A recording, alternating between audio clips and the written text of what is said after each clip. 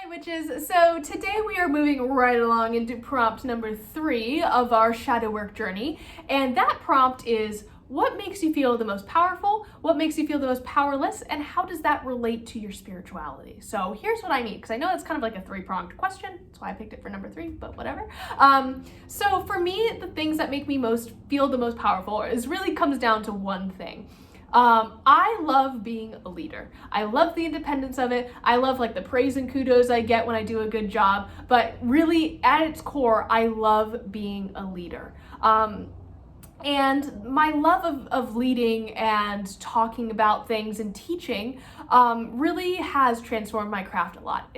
It prompted me to do this whole project, but also it's helped me connect with a community that I didn't know was there.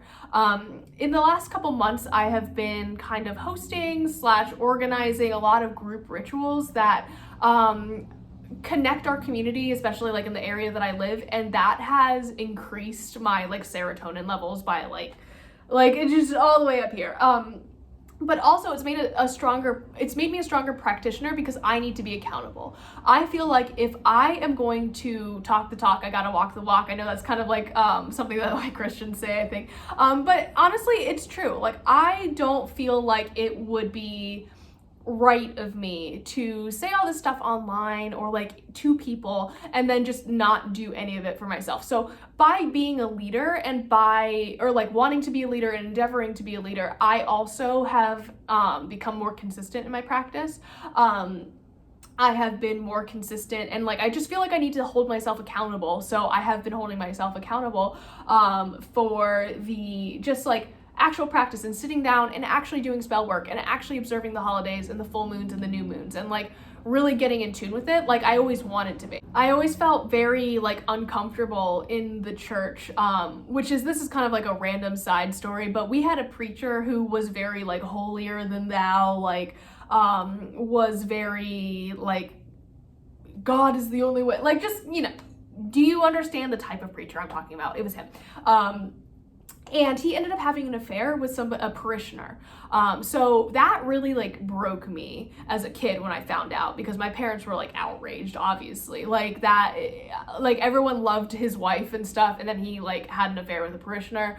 And if you are someone who believes what you believe and you believe them with conviction and are preaching them to people, and then you go around and do something that actively negates exactly what you're talking about, I believe that one of the 10 commandments is don't cheat on your wife or whatever. It's do not commit adultery or something.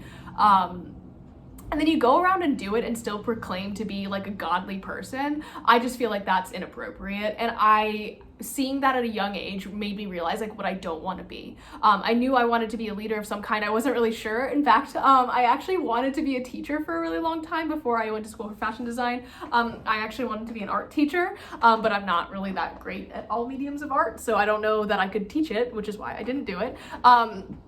Turns out I'm really great at witchcraft, so now I'm going to teach it. But getting back to the prompt at hand, I feel the most powerful when I'm in charge of things. Is that a control issue thing? Yes, but also it just makes me really happy and it makes me feel like a powerful, happy person. I think that on the flip side of that, I do have some kind of toxic traits that do leach into my craft a little bit. I don't like not knowing things, and I don't like not having control over things. So it's really hard for me at these community events to delegate to people, and I'm trying to be better about that. I definitely am. I understand that it's a group effort, and I'm not ever going to try to be the leader of this. That's not what I want either. But it is sometimes hard for me to relinquish control and allow people to help me. Even with cleaning up. I'm talking about cleaning up and getting permits for stuff. It's a whole thing. I feel powerless when I feel a lack of control, and I also feel powerless when I don't know what's happening and I get the answer, especially from my deities, because they like to do this to me as an exercise in patience, of just wait, the time isn't right yet for you to have this answer. I'm no, I want it now. I want to know what's happening. Nah. So that fear of the unknown definitely makes me a little bit obsessive, to the point that I'll be sitting there with the tarot cards and I'm getting the same card every time. And I'm what does this mean?